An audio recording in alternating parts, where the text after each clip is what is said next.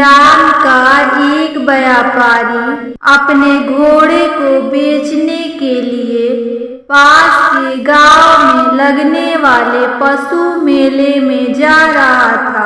रास्ते में चने के हरे भरे खेत देखकर घोड़ों की तबीयत खिल उठी। सभी घोड़ों ने मिलकर पूरे खेत की फसल चट कर डाली। अपने खेत चौपाट फसल देखकर खेत के मालिक को बड़ा दुख हुआ। वह तुरंत ईरान के बादशाह के पास जा पहुंचा और पूरी व्यवस्था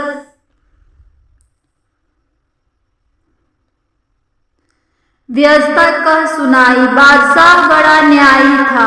उसने तुरंत अपने सैनिकों को भेजकर घोड़ों समेत व्यापारी को बुलाया।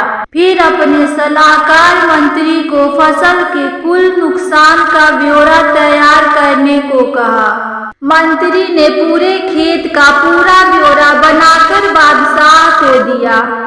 यह देखकर बादशाह ने अपना फैसला सुनाया कि खेत के मालिक की फसल के नुकसान की कीमत के बराबर घोड़े व्यापारी को देने होंगे। ये शाम तक खेत के मालिक के पास पहुंच जाने चाहिए। अगर समय पर घोड़े न पहुंचे तो व्यापारी को मृत्यु दंड दिया जाएगा।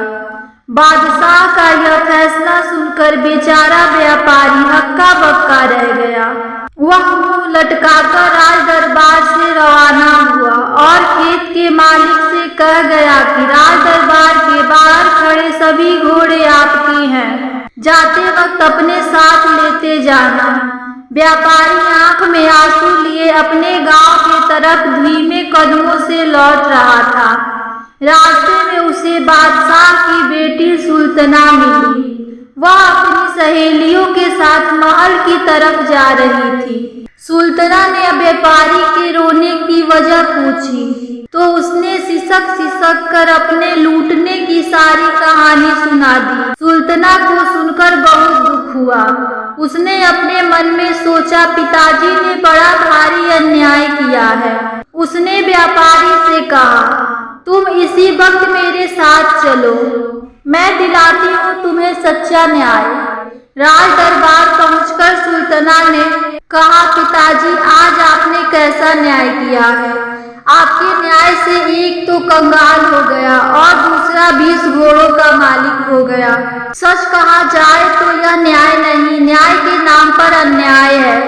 सुल्ताना कहने लगी, पिताजी न्याय ऐसा हो जिससे किसी भी पक्ष को कोई नुकसान ना पहुंचे। इसीलिए व्यापारी खुद अपने तमाम घोड़ों के साथ खेत के मालिक के यहाँ रहे। व्यापारी के घोड़े खेत में रहेंगे तो खेत को खाद मिलेगी। इस खाद का मूल्य आंका जाए। साथ ही व्यापारी खेत के मालिक के पास रहकर उसके खेती के काम में हाथ बटाएगा। फिर उसकी मजदूरी आकी जाए। घोड़े के बच्चे भी मालिक को ही दिए जाए। इस तरह लीद की खाद, घोड़ों के बच्चों और व्यापारी की मजदूरी को मिलाकर जब खेत के मालिक की चौपाट फसल के नुकसान की पूरी भरपाई हो जाए, तब व्यापारी अपने घोड़ों को लेकर अपनी राह खुशी खुशी जा सकता है। अपनी बेटी के मुख से यह बुद्धिमानी का फैसला सुनकर बादशाह बहुत प्रसन्न हुआ। उसने तुरंत यह फैसला राज दरबार में दोबारा सुनाया। सुल्ताना का यह फैसला घोड़े के व्यापारी के साथ साथ प्रजा को भी उचित लगा और घोड़े के व्यापारी को न्याय मिला। अगर आपको ये कहानी पसंद आए तो वीडियो को लाइक और चैनल को सब्सक्राइब जरूर करिएगा।